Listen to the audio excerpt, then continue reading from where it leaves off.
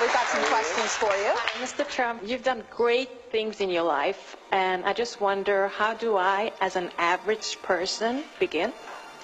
Well, first of all, never think of yourself as average. You started off with the wrong question, because you're not average. You've got a lot going. I see you're smart. I see you're very beautiful. What we were able to do today was allow people to see his heart for themselves and to make up their own minds about him.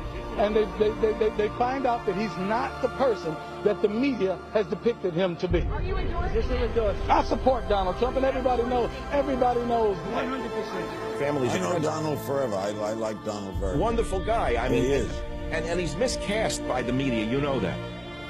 I like Donald. He's got an enormous ego, but he's a good guy. He's got a big heart, by the way. He's very good to people. He's very kind to people. People don't know that. You just have to get that word average out of your vocabulary, and you have to tell yourself that you're great, and you have to believe it. If you can say it and don't believe it, it doesn't matter.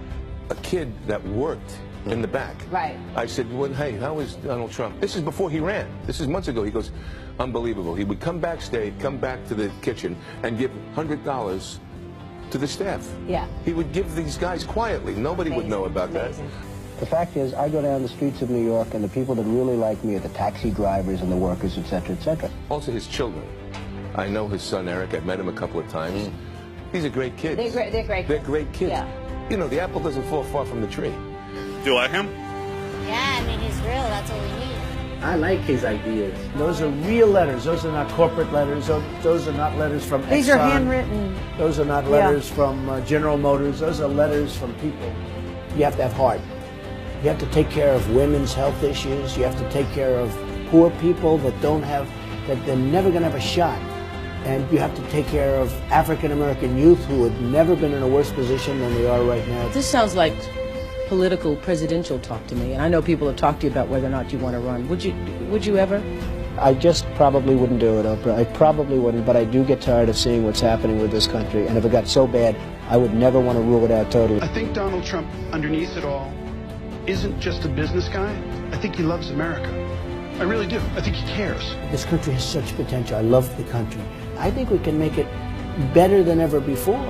We have to unleash it. People have lost their spirit. Donald Trump represents truth, logic, and common sense. His incentive and his self-interest is tied to the well-being of the country that he's supposed to represent. They love me, I love them. And I'll tell you something, if I get the nomination, I'll win the Latino vote. I will win it, because I'm going to create jobs. I'm Hispanic and I vote for Mr. Trump. We vote for Mr. Trump. Get behind the candidate, Mr. Donald Trump, that's going to do something for you. Yeah. That's going to give you a handout instead of a handout, baby. A lot of things that he said is true. Wow. The Mexican border. You're Hispanic and you're saying that. Are you sure? Wow. I know what Donald Trump is doing is representing the absolute heartbreak and anger and frustration at a government gone mad. I guess I just wanted to find out if there was one thing that you wanted people to remember about Donald Trump. What is it? Never, ever give up. The power of positive thinking, and I think that's very much in Donald's makeup. If I become president, I couldn't care less about my company.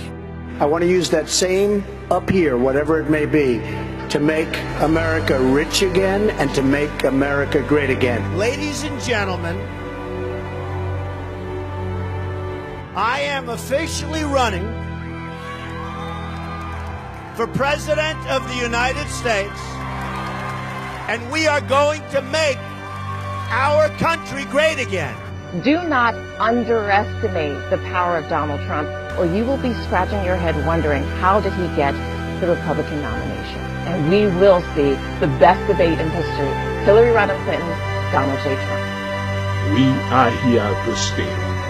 Donald Trump all the way. Donald Trump has came up with some very strict immigration laws that would guarantee work in the African American community. I hope he gets through with his intentions about building the wall. Well, I just want to let everybody know that not all Latinos are blind. He knows what money is, where it comes from, and how to make more of it rather than redistributing other people's in exchange for their vote. And the intensity with Trump is like nothing I've seen since I was a little kid and Reagan was running. And they were saying this is America's last shot. If we don't get it right this time, we're not going to have a country left, folks. We're not going to have a country. Are we seriously trying to figure out whether or not Donald Trump would make a good president? The man has major skills that he can offer. This country right now owes $19 trillion, and they need somebody like me to straighten out that mess. Honestly, I really think voters and Americans are looking at this guy saying, it's refreshing to hear somebody not be a wuss, not be a politician, and really say what they think. These aren't dumb people. These are American patriots, and they want this country turned around. I don't want nuance. I want bold colors, red, white, and blue. America, I have seen in the last several decades, absolutely fray and decline. When I saw those guys on the boats, on their knees, I mean, that says a picture about America that I haven't seen ever before.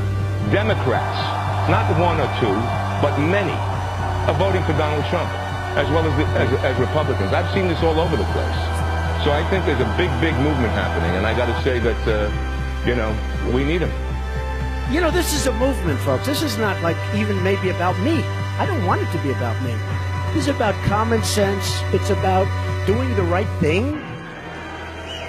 The silent majority is back, and we're going to take the country back. I have a big heart. I'm going to take care of people. I'm going to make sure that this country comes first. We don't come first. We don't come 10th. We take care of everyone else but our own, and that's going to change. We're going to become rich again. We're going to become safe again. And we're going to become strong again. Nothing is wrong with us. We don't have to like illegal aliens. We don't have to. We're Americans. We want Americans first.